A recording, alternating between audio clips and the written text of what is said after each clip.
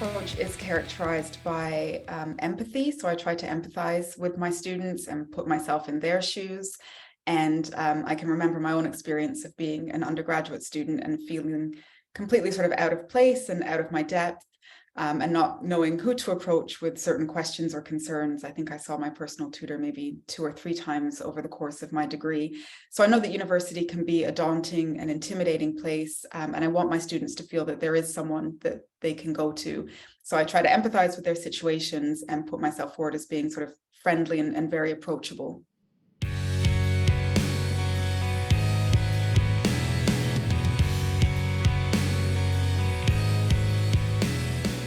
Well, I want my mentees to see me as someone who they can approach with whatever questions or comments or concerns that they might have, or just to check in.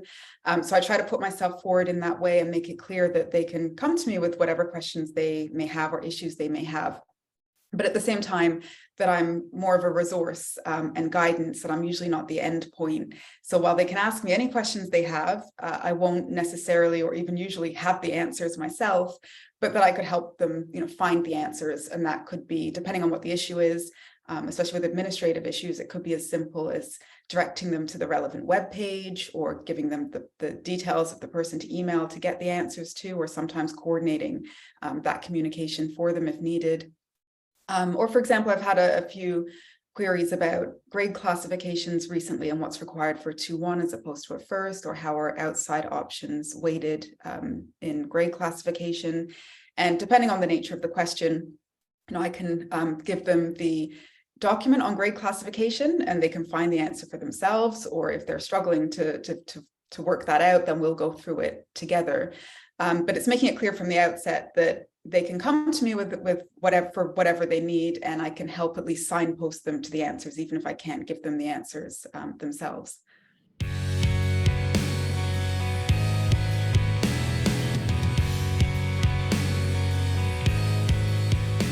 I think that students accept my role as sort of a resource and not necessarily giving them all of the information that they need straight away, or seeing me as the endpoint that I can have all the solutions or all of the answers.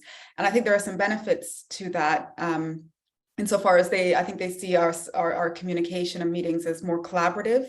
Right, I can help them, signpost them, and then they take it from there, which I also think is beneficial for them in helping them to build the skills to navigate through systems, through the educational system. But they'll also need to be able to go on and do this later on through whatever employment system that they're part of.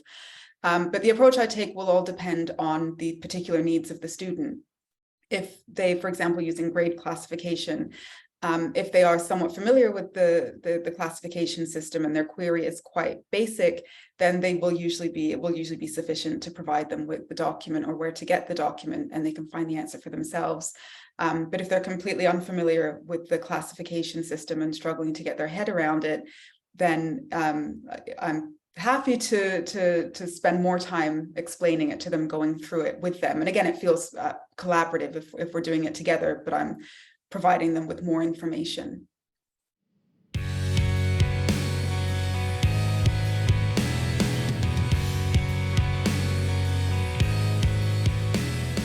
I guess it depends on the nature of the meeting, whether it's a spontaneous meeting, in which case I might not necessarily do much specific preparation. I'll need to see what they want to discuss, or if it's a scheduled meeting, so we have regular termly scheduled meetings, in which case before meeting with them, and I'll try and do this with spontaneous meetings as well, as long as there's time, I'll go on LSE for You and check how they're doing with their attendance in class, their class reports, refresh my memory of their grades, see if any grades have been logged for formative work and so on. But I also, after each meeting with students, will keep notes from the meetings. And I'll tend to ask them things about, especially in our sort of scheduled termly meetings, not just about their academic progress or their career ambitions, but also of sort of life outside of university, their extracurricular activities, interests, hobbies, employment that they have. And so I take some not very detailed, just point form notes after each meeting. And then when we're going to meet again, I can refer back to those meetings to refresh my memory, because it's not always easy to remember what everyone is doing all of the time.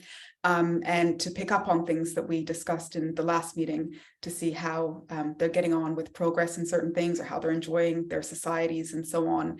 And if there's anything that comes up, which is sort of a current concern or issue, then after the meeting, I will follow up with them. I will chase them on it. It might, depending on what the issue is, I might wait a few days or a week and then check in with them to see how they're getting on. I often find I'm receiving the same sort of questions and queries from students. So once I've dealt with it once, I can quickly know where that information is. And usually it's as easy as looking it up on the website. And again, I can do it together with the students, so it feels a bit collaborative. So I don't necessarily prepare in advance for the kind of questions that I'm going to get. I have to wait and see what a student brings to me.